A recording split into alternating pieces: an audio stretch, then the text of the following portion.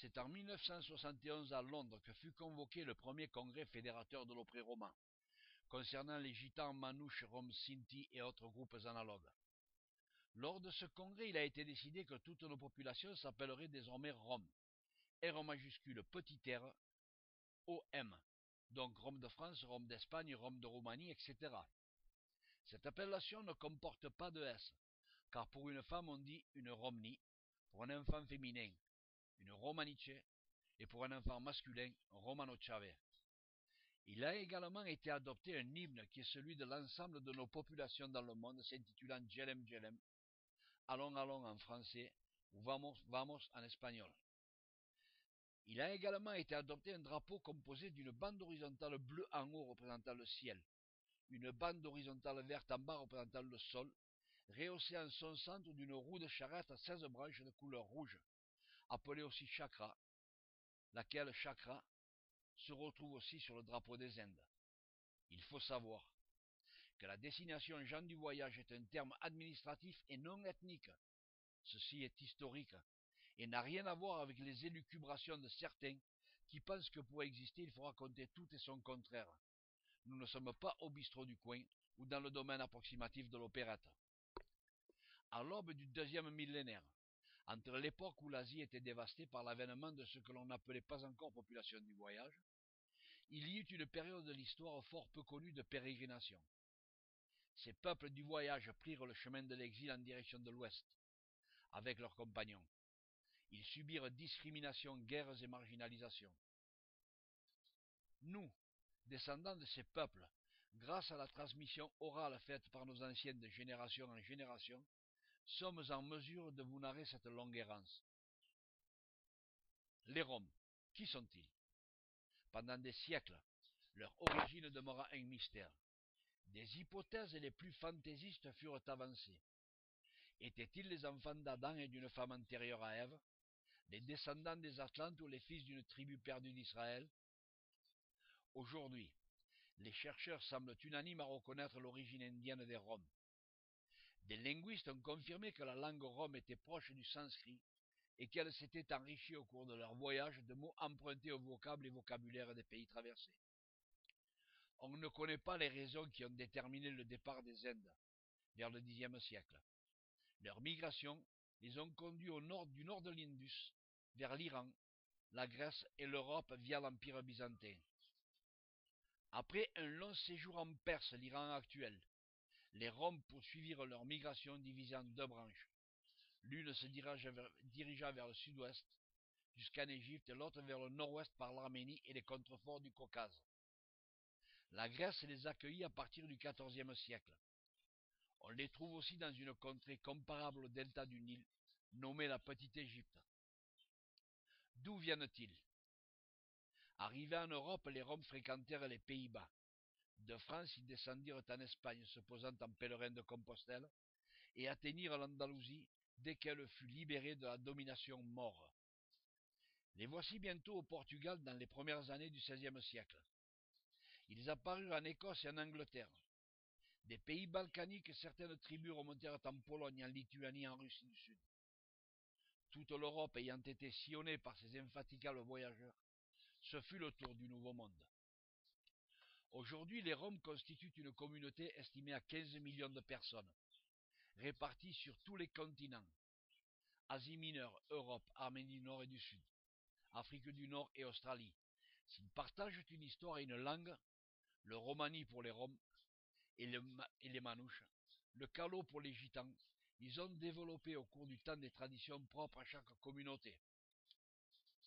Trop d'affirmations fantaisistes sont encore développées par tout un chacun ressemblant à des images d'Épinal pour certains et à une image du gitan voleur de poules à la tire, trafiquant d'or et de papier, etc. pour d'autres. Ce qu'il y a de sûr, c'est que ni l'un ni l'autre de ces clichés ne sont vrais à 100% ni même à 50%, bien sûr. Il y a chez nous, comme partout ailleurs, des bons, des moins bons et des mauvais. Mais aucune de ces affirmations ne peuvent s'appliquer à l'ensemble de nos populations. Mettre ces étiquettes à tous tiendrait à une méconnaissance totale, laquelle conduirait inévitablement au racisme. Et ceci est valable pour toutes les ethnies. Ce qui est incontestable, c'est que depuis que nous avons décidé de prendre la route, avec un style de vie différent et librement consenti, celui-ci se confond avec la marginalisation permanente subie dans tous les pays traversés pour en arriver en 1939 et la volonté d'Hitler et de son gouvernement de procéder à la tentative d'éradication totale de nos populations et d'autres, car nous risquions, d'après eux, d'appauvrir le sang de la paysannerie allemande. C'est une de ces raisons qui a fait que dans le camp de Ravensbrück, par exemple, les femmes gitanes et les enfants étaient stérilisés à vie de 6 ans jusqu'à l'âge où médicalement une femme pouvait encore procréer. Et lorsque l'on sait que ces populations ont des familles prolifiques s'il en est, on se rend compte ici de l'étendue des dégâts par la mise en place de cette sinistre politique. Si tant il est vrai que tous les génocides ont été reconnus, ou sont en passe de l'être, celui des communautés du voyage, gitans, manouches, roms et autres groupes analogues, n'est toujours pas à l'ordre du jour, et la nébuleuse mise en place depuis 1945 a été créée artificiellement afin d'en arriver à l'oubli volontaire organisé. Déjà, lors du procès de Nuremberg, aucun membre de la communauté n'a été convoqué afin de témoigner sur l'horreur des atrocités commises contre nos populations. Aujourd'hui encore, si nous sommes une fois dans l'année sollicités pour un dépôt de gerbes, cela intervient un jour bien précis en présence de toutes les communautés, mais aucune commémoration propre à notre ethnie. Et pourtant, c'est en pourcentage la communauté qui a laissé le plus grand nombre de victimes dans les camps nazis.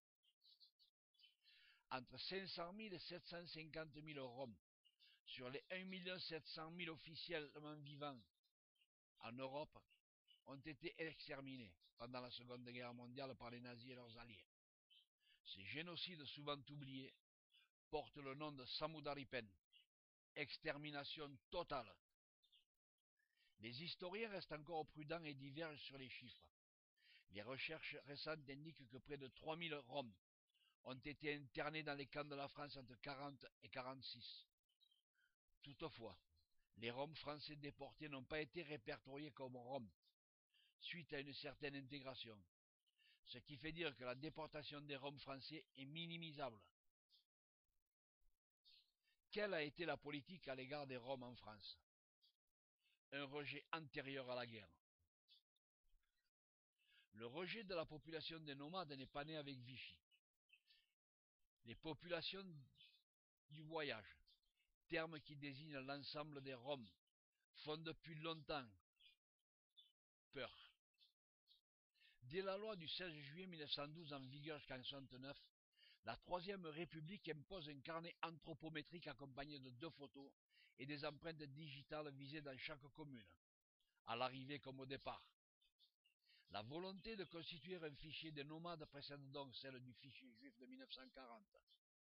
Il s'agit surtout de pousser à la sédentarisation un groupe que l'on considère plus comme marginal, instable, mal contrôlable, que comme ethniquement différent. Les pancartes interdits aux nomades marquent le pouvoir alors donné aux maires d'interdire le stationnement dans leur commune. La méfiance traditionnelle à l'égard des gens du voyage se renforce avec la montée de la xénophobie dans les années 30, puis la drôle de guerre. Le 6 avril 1940, un décret interdit la circulation des nomades sur l'ensemble du territoire. Les nomades doivent se déclarer à la gendarmerie ou au commissariat et sont astreints à résidence dans les communes du département choisies par les préfets. En France, après une assez longue période d'apparente accalmie, et ce malgré le non-respect des lois par l'État et les communes dans plusieurs domaines, notamment le manque de création des aires de stationnement, la chasse contre nos populations vient de reprendre sous l'impulsion de l'État français, qui a déclaré une guerre impitoyable à nos populations, afin de masquer son incapacité à gérer ses propres problèmes internes. Et comme cela a toujours été le cas, il lui faut un bouc émissaire. Comme par hasard, ce sont les Roms. Et comme nous le disions, les gadgets n'ont jamais réglé nos problèmes. Et ce n'est certainement pas maintenant qu'ils vont commencer. Mais c'est bien nous-mêmes avec nos anciens et nos associations. Nous sommes bien conscients que toute aide du moment qu'elle est désintéressée peut nous être d'une grande utilité, n'en déplaise à certains ou certaines personnes, de même que le négationnisme fait que notre génocide n'est toujours pas reconnu. Nous sommes persuadés que beaucoup n'ont encore rien compris au film et qu'ils n'ont de nos communautés qu'une vision empirique définie par certains médias.